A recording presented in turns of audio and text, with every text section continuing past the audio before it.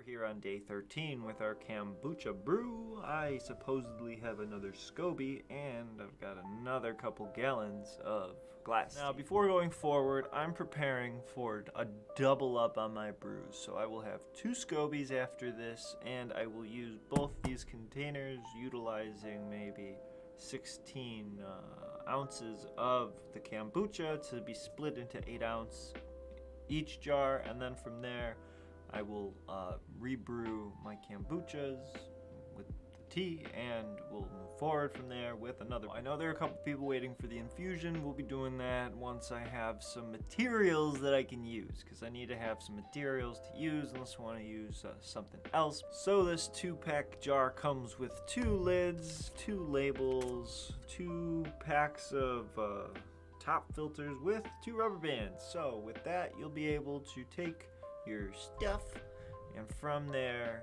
you'll be able to separate your SCOBYs, your kombucha, and then perform another brew, which will then be split. If you're doing 2 gallons, you're gonna need some pot for that, man. I thought I knew what I was doing. You don't need to do this to get any of those squiggly jellies out. Also, don't use metal spoons. It can contaminate your brew. After doing my first check on my first brew, I finally decided to use a ladle. I should have used a smaller ladle. As you can see, it wasn't very easy for me to get in, but it worked. Yes, it worked, and it did the job to get the separation ready so I can get my next brew started. Oh yeah, don't forget to wash your hands before you touch any of your fruit. Also, wash all your fruit before flavoring. Now, before flavoring, I'm going to make sure I take my SCOBYs out, separate them, and get them ready for their next brew cycle.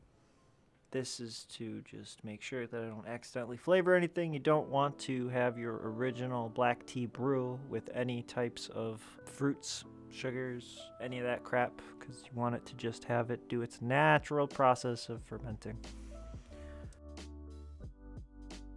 And here we are at the 2 SCOBYs. We are going to separate them, put some liquid on them, about 8 ounces each, 16 fluid ounces in total. You can see that the new SCOBY's not quite looking as solid as the left one, which was the one that came from that pack that I got from the Kombucha starter kit. But I can't wait to test this new SCOBY, put it to the test, see what it can do. Woohoo.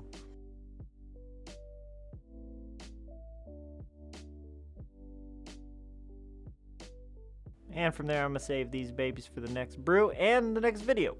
Before flavoring, always wash what you got going on, whatever you got. Always cut it. I'm always 3D printing in the background.